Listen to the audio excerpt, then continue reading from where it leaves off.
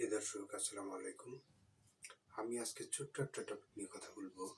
সেটা হলো গণ উপদ্রব বা নুইসেন্স, বা মানুষের চলাচলে বা মানুষের রাস্তা, নদী, খাল, বিল, পুকুর, পুষ্করিণী, জলাবদ্ধতা এরকম জায়গায় যদি কোনো ব্যক্তি কোনো মালামাল দ্বারা রাস্তা আটকে রাখে অথবা এমন কোনো কাজ করে যা মানুষের সাধারণভাবে চলাফেরার জন্য বিঘ্ন ঘটে, যেটা আমরা সাধারণত বাংলা ভাষায় বলে থাকি কি শুরু করছে, একটা উৎপাত শুরু করছে বা একটা গণ উপদ্রব শুরু করছে। ধরুন 3 দিন যাবৎ কোনো একটা বাড়িতে মাইক বাজায় মানুষকে ডিস্টার্ব করতেছে, এটা একটা উৎপাত। একটা বাড়ি বানাবে, সে বাড়িটা বানানোর জন্য রাস্তার পাশে বাড়ি বানানোর জন্য ইট, বালু, সিমেন্ট, রড, খোয়া রাস্তার পাশে রেখে দিছে। এমন ভাবে রাখছে যদি কোনো মানুষ চলাচল করতে যায় অনেক কষ্ট করে যেতে হয়। হতে পারে কষ্টের মাধ্যমে গেছে, যাওয়ার ফলে একটা দুর্ঘটনা ঘটার সম্ভাবনা থাকতে পারে। যেমন রডের কোনো সেফটি নেই, সে রাখার কথা তার বাড়ির উপরে অথবা তার বাড়ির ভিতরে।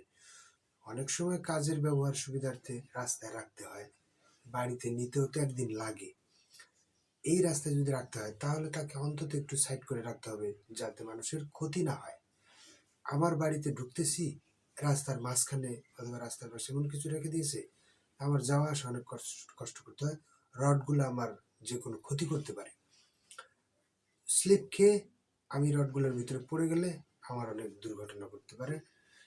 এই সমস্ত কাজ যদি কোনো ব্যক্তির দ্বারা সংঘটিত হয় তাহলে ওই ব্যক্তিকে জেলা ম্যাজিস্ট্রেট অথবা নির্বাহী ম্যাজিস্ট্রেট একটা আদেশ দিবে। এই আদেশের বলে ওই ব্যক্তি যদি ওই দ্রব্যগুলা, ওই বস্তুগুলা অপসারণ না করে তাহলে ওই ব্যক্তির বিরুদ্ধে জেলা ম্যাজিস্ট্রেট অথবা নির্বাহী ম্যাজিস্ট্রেট 188 ধারায় একটা দণ্ডনীয় অপরাধের জন্য দণ্ডিত করতে পারেন। এছাড়া কোনো ব্যক্তি যদি এই কাজগুলো অপসারণ না করে তাহলে তার বিরুদ্ধে একটা নোটিশও দিতে পারে। সেই নোটিশ যদি অমান্য করে তাহলে আইন অমান্য করার জন্য বা আদালত অবমাননা করার জন্য একটা শাস্তি হতে পারে।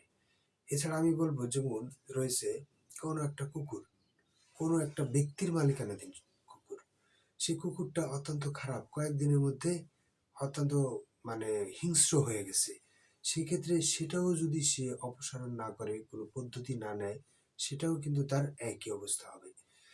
যদি কোনো নদী, পাবলিক নদী, যেখানে মানুষ, গরু, ছাগল, মানুষ গোসল করে, খাওয়ার পানি ব্যবহার করে, সেখানেও যদি কোনো ব্যক্তি এরকম কোনো বাধার সৃষ্টি করে যা মানুষের সাধারণভাবে করার কথা না, এরকম ক্ষেত্রেও জেলা ম্যাজিস্ট্রেট অথবা নির্বাহী ম্যাজিস্ট্রেটের কাছে যদি আপনি অভিযোগ দায়ের করেন তাহলে সে এ পদ্ধতি অবলম্বন করবে। এখন কোনো ব্যক্তি দেখা গেল নোটিশ দিছে, আপনি একটা মামলা করছেন অথবা দরখাস্ত দিচ্ছেন নির্বাহী ম্যাজিস্ট্রেটের কাছে, নির্বাহী ম্যাজিস্ট্রেট এই বিষয়টা নিয়ে পদক্ষেপ নোটিশ দিছে। নোটিশ দেওয়ার পরে আপনি হাজির হচ্ছেন না। যে ব্যক্তি এই কাজটা করতেছে, নুইসেন্সগুলো করতেছে, যে মাইক বাজানো হতে পারে, পশু পাখি দ্বারা কোনো ক্ষতি করা হতে পারে, কোনো রড বালু সিমেন্ট দিয়ে রাখতে পারে, অথবা এরকম কোনো হতে পারে যে সে মাটি কাটবে, সেই মাটিগুলা নিচে রাস্তা দিয়ে পড়ে পড়ে যাচ্ছে, কোনো সেফটি নেই, সেক্ষেত্রে মানুষের ক্ষতি হতে পারে। বৃষ্টির দিনে স্লিপ করা করার মতো একটা অবস্থা, পড়ে যেতে পারে। এই বিষয়গুলো যদি উনি কোনো লিখিত জবাব দাখিল না করে বা আদালতে হাজির না হয়, যদি কোনো কিছুই না বলে, যে এগুলো অগ্রাহ্য করে, তাহলে কি হবে? যেই জায়গায় বা যেই মালামালগুলো উনি রাখছে সেই মালামালগুলা অস্থাবর সম্পত্তি ক্রয় করতে পারে। ক্রয় করার পরেও যদি দেখা যায় ওই ব্যক্তির কোনো পদক্ষেপ নাই, তাহলে বিক্রিও করে দিতে পারবে। কোর্টের বা আদালতের এই ক্ষমতা আছে। এই কারণে আমি বলবো, যদি কোনো নুইসেন্স বা যদি কোনো আপনি দেখেন যে আপনার চলাফেরার স্বাধীনতায় বিঘ্ন ঘটতেছে, আপনার এমন কোনো দুর্ঘটনা ঘটতে পারে যার ফলে আপনি বড় ধরনের কোনো ক্ষতির সম্মুখীন হতে পারেন। কোনো একটা রাস্তার মাঝখানে কিছু একটা রেখে দিছে, এমন কিছু এটা রাখার কথা না, সাধারণ পাবলিক চলাফেরা করে।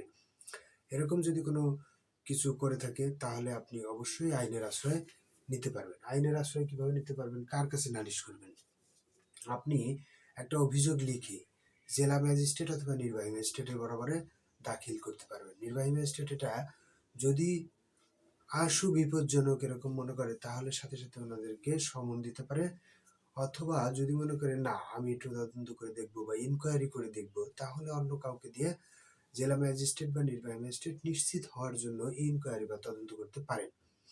যদি ইনকোয়ারিতে পুলিশ রিপোর্টে যদি আসে যে হ্যাঁ ঘটনা আসলে সত্য, তাহলে ওনাকে অতি সত্বর একটা নোটিশ দিবে, আপনি নোটিশের ব্যাখ্যা দেন। যদি সন্তোষজনক ব্যাখ্যা দেয় তাহলে দিল, আর না দিলে দ্রুত ওনাকে এই সম্পত্তিগুলা বা ক্ষতিকারক বস্তুগুলো সরানোর জন্য আদেশ দিবে। যদি আদেশ অমান্য করে তাহলে দণ্ডবিধি আইনের 188 ধারায় ওনার বিরুদ্ধে সাজা হবে। যদি উনি মান্য করে তাহলে তো আর কোনো ঝামেলা নাই, দ্রুত ওনাকে সরাতে হবে এবং ওইগুলোর প্রতি ব্যবস্থা নিতে হবে। বিষয়টা যদি বোঝার কোনো বিষয় থাকে তাহলে আমাকে বলতে পারেন, আমি বোঝানোর চেষ্টা করব। আজকের মতো পর্যন্তই। আসসালামু আলাইকুম।